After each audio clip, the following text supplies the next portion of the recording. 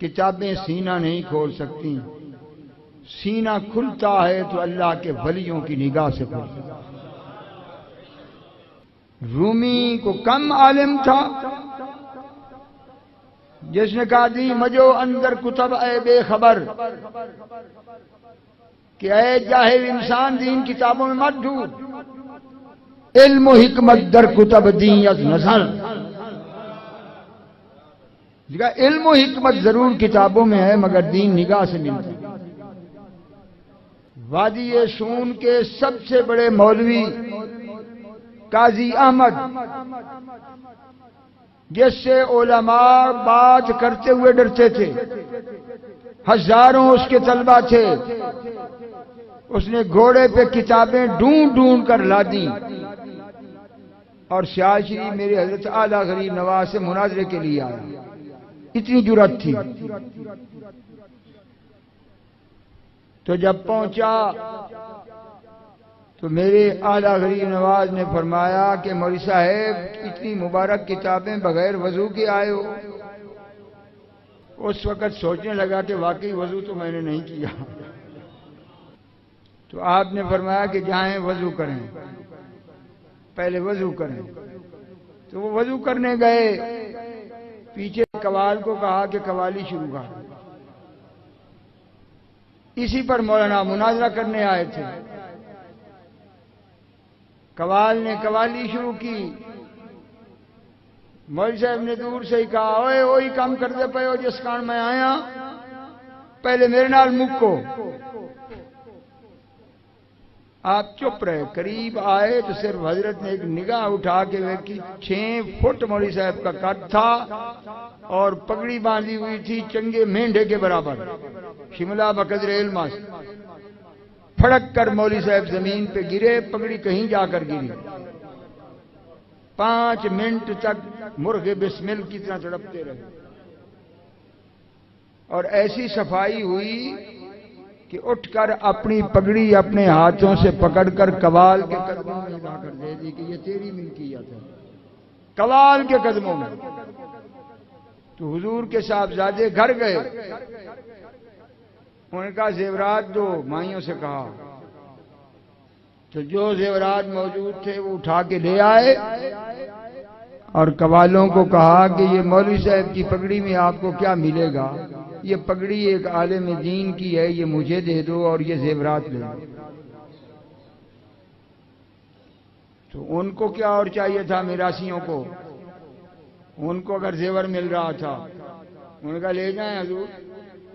آپ نے وہ پگڑی حضور اعلیٰ کو جا کر پیش کر دی۔ آپ نے فرمایا مولوی صاحب ادھر آئے، آپ نے ان کے سر پر پگڑی رکھ دی۔ جب پگڑی رکھ دی تو عرش عظیم کے ستون نظر آنے لگ گئے۔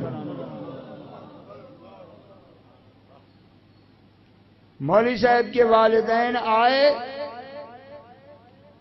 انہوں نے حضور اعلیٰ کو کہا کہ ہم غریب ہیں، یہ اسکول ٹیچر تھا، پڑھاتا تھا، کچھ ہمیں تنخواہ مل جاتی تھی، تو آپ اسے اجازت دیں۔ آپ نے فرمایا میری طرف سے اجازت ہے، میں نے کب اس کو کہا ہے کہ یہاں رہے۔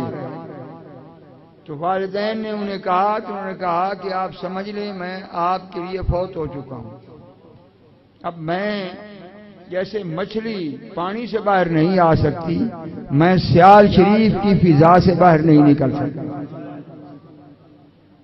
پھر وہ کتابیں جو لاد کر لائے تھے، کنواں تھا سیال شریف سے مشرق کی طرف، تو اس پہ ساری کتابیں جوڑ کر نا کنویں پہ بیٹھ کے ڈل جسے کہتے ہیں، پرانا کنواں، ایک ایک کتاب کو پکڑتے اور پھاڑتے اور پھینکتے، کہتے تو نے مجھے اندھیرے میں رکھا، ایک ایک کتاب۔ حضرت صاحب کو کسی نے بتایا کہ مولوی صاحب کتاباں دی رڑی کڈی بٹھائی نے، آپ نے فرمایا ان کو بلا کے لے آؤ۔ آئے تو حضور نے فرمایا مولانا کتابوں میں نور ہے، پہلے تجھ میں فطور تھا۔ کتابوں میں کچھ نہیں ہے، وہ نور ہیں، لیکن تجھ میں فطور تھا، اب تجھ میں نور آ گیا ہے تو یہ کتابیں تجھے نور ہی دکھائیں گی۔ پوری زندگی وہ شخص سیال شریف سے باہر نہیں گیا، آج بھی ان کا مزار آستانہ عالیہ سیال شریف کے، اور اتنا مقام تھا جب فوت ہوئے جنازہ اٹھاتے تھے تو بارش شروع ہو جاتی تھی تو رکھ دیتے تھے، بارش رک جاتی تھی، جب پھر جنازہ اٹھاتے تھے بارش شروع ہو جاتی تھی، شام تک یہی حال رہا۔ تو حضرت پیر سیال ثانی صاحب کا دور تھا، حضور اعلیٰ کا وصال ہو گیا تھا، آپ نے فرمایا یہ زمانے کا غوث ہے، اس کا جنازہ بارش ہی میں ہو۔ یہ ہے فرق صرف کتابوں والوں کا اور ان کا جن کے پاس کتابیں بھی ہیں، جن کے پاس ولی کی نگاہ بھی ہے۔ العین حق ہے کہ نہیں حدیث؟ سرکار نے فرمایا کہ بد نظری حق ہے، اور نظر جو ہے یہ اونٹ کو ہنڈیا میں پہنچا دیتی ہے اور نظر بندے کو قبر میں پہنچا دیتی ہے۔ یہ حدیث پاک ہے۔ ایک عام بندے کی نظر میں اتنی طاقت ہے